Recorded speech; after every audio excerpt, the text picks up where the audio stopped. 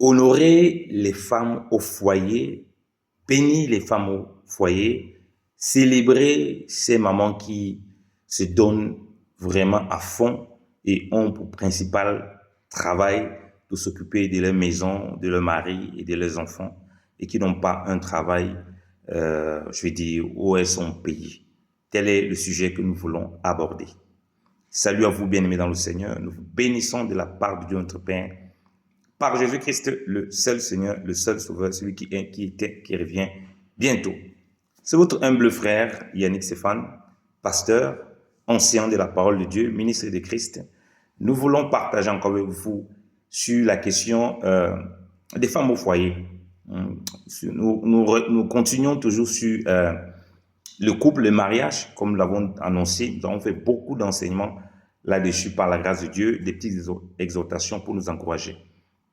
Alors, de nos jours, surtout avec la modernité et le rythme de travail qui impose ce monde, le capitalisme, les besoins, les crises, il est difficile de voir des couples avec une femme qui ne travaille pas, qui est à la maison essentiellement et qui va s'occuper de la maison et qui va s'occuper des enfants, et un mari qui travaille.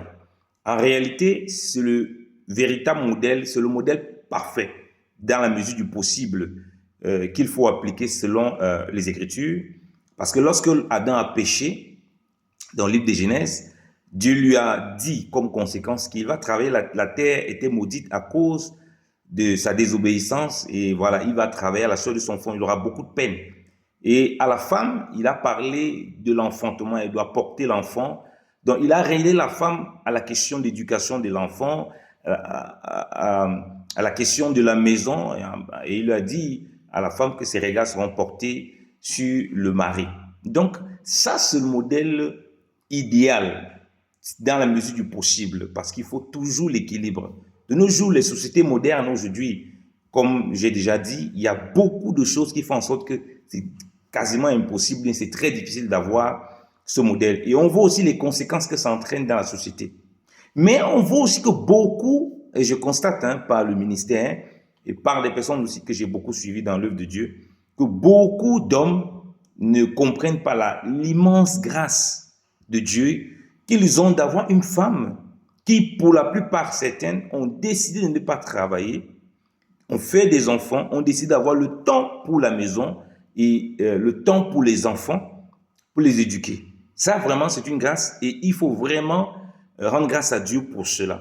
Et comme d'autres qui n'ont pas de travail et que les enfants sont venus, ils ont décidé de faire des enfants, bien évidemment avec le mari, et elles préfèrent s'occuper de leurs enfants, s'occuper de la maison jusqu'à ce qu'ils soient grands. Et ça, c'est vraiment formidable. Et ça, comme j'ai dit, c'est le modèle normalement par excellence, dans la mesure du possible de le faire. De toute façon, dans le mariage, les choses évoluent. Parce qu'à un moment, les enfants seront grands. Et le couple sera un peu plus, seront grands et seront plus autonomes, ou vont aller à d'autres cieux se marier, ou bien ne vont plus vivre dans la maison familiale. Donc le couple va se reconstruire et se convertir à d'autres choses. Le mari, peut-être, il serait toujours en service. La femme, peut-être, elle aurait une autre activité qui va lui générer des sous. Donc, de toute façon, ce n'est pas éternel, une situation où la maman ne travaille pas forcément si elle veut travailler. Or, le problème que je constate malheureusement, c'est que beaucoup d'hommes ne réalisent pas cette grâce qu'ils ont d'avoir une femme qui est à la maison et qui s'occupe des enfants. Au fait, ils ne réalisent même pas l'immense grâce qu'il y a. Si aujourd'hui, une des conséquences de la société moderne qu'on a, et que les enfants ne respectent même pas les parents, ne respectent pas son père et sa mère, et qu'il y a cette cassure sociale, parce que les enfants grandissent entre les mains des nounous. Ce n'est pas que les nounous sont mauvaises, c'est que le parent et les deux parents travaillent tellement parfois beaucoup qu'ils n'ont pas le temps de voir les enfants. Ils n'ont pas le temps d'être avec les enfants. Donc, un des gros avantages qu'une maman a d'être à la maison, c'est qu'elle peut suivre ses enfants de bout en bout et tisser de forts liens avec les enfants, qui va être donc la courroie avec le papa, qui est aussi beaucoup occupé. Ce n'est pas que le papa ne doit pas avoir le temps avec les enfants, il doit avoir ce temps. Vous voyez? Donc aujourd'hui, on a les enfants qui sont délaissés à eux-mêmes.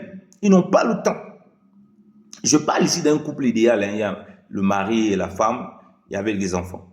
Je ne suis pas en train de parler, on abordera les autres cas. Ok, bien-aimés dans le Seigneur. Donc, c'est très important que les enfants grandissent avec cette figure-là, même si un nounou, qui est la maman, ait du temps, dont la femme doit pouvoir baisser même un peu de son taux pour pouvoir avoir le temps pour les enfants. Quand ils sont surtout en bas âge, le papa peut être là, c'est bien, mais n'oubliez pas que dès le bas âge, l'enfant commence à pousser dans le ventre de qui? De la maman, c'est pas dans le ventre du papa. Parfois, quand on parle ça, comme les gens aujourd'hui sont dans des féminismes et dans des trucs bizarres, ils ne respectent même plus les choses simples de la nature, sans même parler de la parole de Dieu, ils ne se rendent pas compte. L'enfant commence où? Dans le ventre de la maman. Donc l'enfant est plus attaché à qui? Dès le bas âge, dès l'enfance, c'est la maman, puisqu'il grandit dans le ventre de la maman. Donc c'est normal que la maman ait plus d'affinité ou bien ait plus de tact pour encadrer ses enfants. Vous voyez? Donc il faut respecter ces femmes qui sont au foyer, qui sont dédiées pour leur maison, pour leurs enfants et pour leur mari. C'est un travail énorme. Je le dis souvent à certaines personnes, beaucoup de gens croient que la femme qui est au foyer, elle ne fait rien. Mais c'est une bêtise totale. C'est une énorme bêtise de raconter des inepties comme ça, qui n'est même pas déjà en accord avec la parole de Dieu. Et il y a des hommes qui méprisent la femme. Mais ils ne se rendent pas compte de la grâce qu'ils ont d'avoir une femme qui est là avec les enfants, qui passe le temps avec les enfants. Et regardez les scandales qu'on a aujourd'hui avec les nounous. Aujourd'hui, on a la technologie, on a les caméras cachées. On a les caméras que les gens peuvent inclure dans leur maison à l'insu des nounous.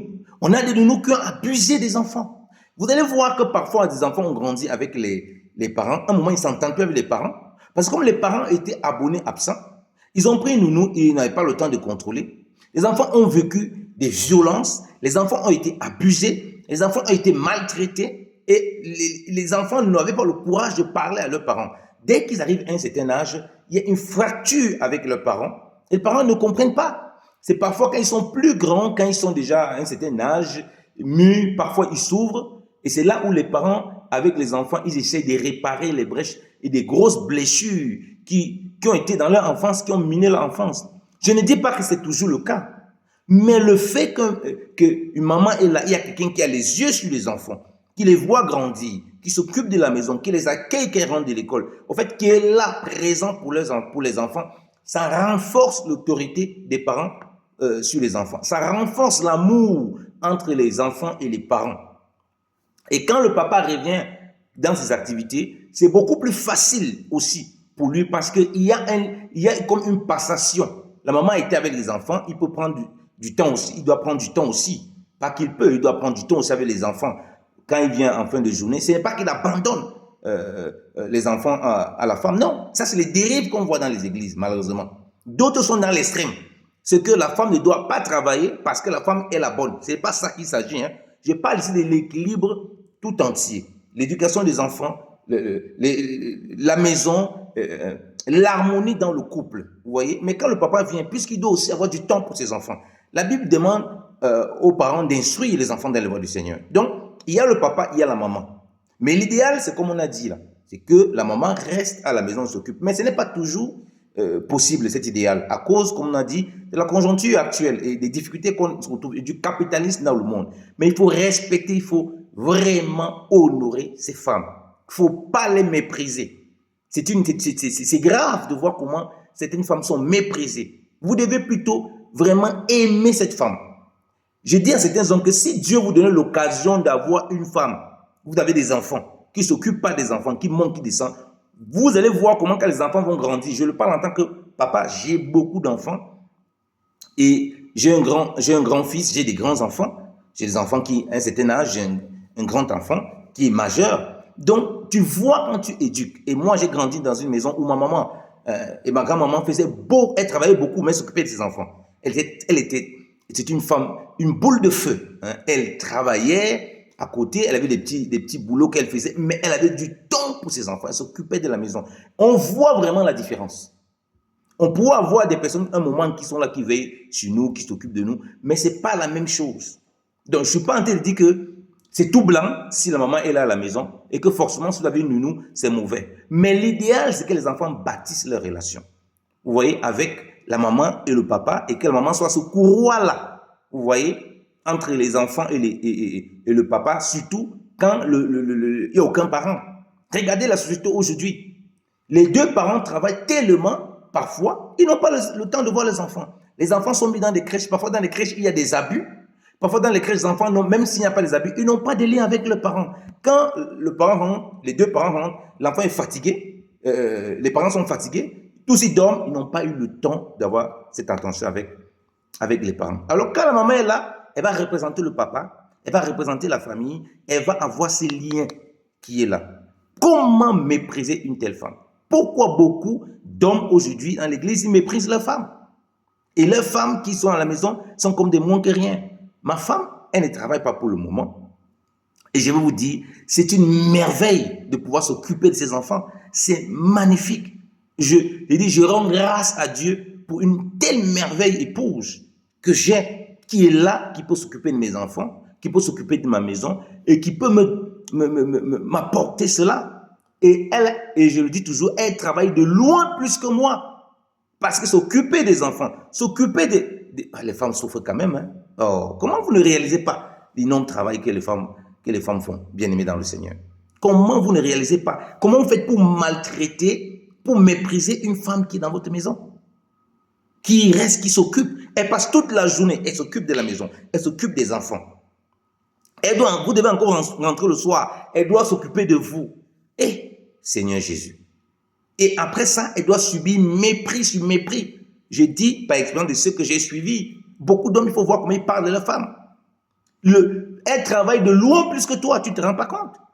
Parce qu'elle fait tout ça le soir, elle doit encore t'attendre. Tu veux encore toi qu'elle soit là disposée pour l'intimité. Tu veux encore toi qu'elle soit là pour te nourrir, pour te donner à manger, et même dans ta bouche.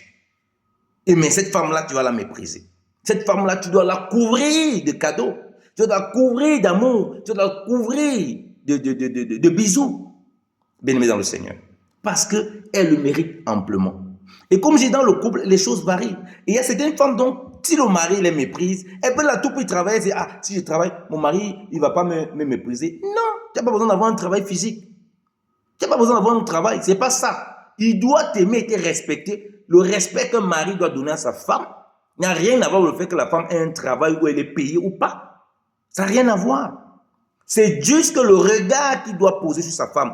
Il ne respecte pas sa femme en fonction des diplômes qu'elle a, en fonction de l'argent qu'elle rapporte, parce que ce qu'elle apporte, par le fait qu'elle soit au foyer, rien ne peut acheter cela. Rien, je dis bien rien ne peut dépasser. Le temps qu'elle a pour éduquer les enfants, le temps qu'elle a pour s'occuper de la maison, rien ne peut changer ça. Le lien qu'elle tisse avec les enfants et le lien avec le papa et les enfants, rien, je dis bien rien, l'argent ne peut pas remplacer ça. Avoir une nounou à la maison ne peut pas remplacer ça. Rien ne peut remplacer cela. Rien, je vous dis rien. Bien-aimé dans le Seigneur. Donc, quand Dieu met un modèle, ce n'est pas au hasard. C'est pourquoi il est dit dans Tite chapitre 2 qu'il fallait que les femmes âgées enseignent aux jeunes femmes à savoir garder les maisons, prendre soin de leurs enfants, éduquer les enfants, être soumises à leur mari. Il y a des hommes qui demandent la soumission, mais ils ne comprennent même pas ce que c'est que la soumission. Ils ne respectent pas leurs femmes. Ils traitent ces femmes qui sont à la maison comme des moins que rien, comme des pondeuses qui sont là pour leur faire des enfants. Et ils ont du mépris total.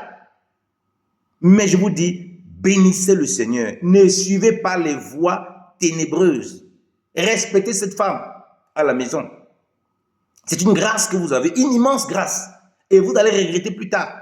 Et c'est aujourd'hui, et j'en connais plusieurs, quand il se plaint de sa femme qui était à la maison, tout ça, parfois les foyers sont cassés. Il a pris une femme qui travaille. Maintenant, il ne peut plus il ne peut plus rien dire à la femme. La femme a son travail. Tout est fait en fonction de son travail. C'est quand son travail est fini, maintenant qu'elle voit comment elle va s'occuper de la maison. Il est maintenant frustré, fâché, énervé, mais c'est ce que tu voulais. Donc, vous ne parvenez pas à respecter les femmes que Dieu vous a données. Vous ne parvenez pas à voir leurs valeurs parce que vos valeurs sont regardées en fonction du monde, en fonction des voies ténébreuses. La valeur d'une femme, la valeur de quelqu'un dans le mariage n'est pas regardée en fonction de sa poche, des diplômes, mais en fonction de ce que Dieu définit comme la personne. Dieu a dit, celui qui trouve une digne femme trouve le bonheur. alors respectez vos femmes qui sont à la maison, qui s'occupent de vos enfants et de votre maison. Que le Seigneur vous bénisse. Amen.